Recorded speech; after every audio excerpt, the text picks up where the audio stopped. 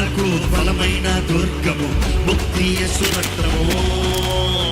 వ్యాధి బాధలకు విడుదల కలిగించును స్వస్థత యేసు రక్తము. బలహీనులకు బలమైన దుర్గము ముక్తి యేసు రక్తము. వ్యాధి బాధలకు విడుదల కలిగించును స్వస్థత యేసు రక్తము.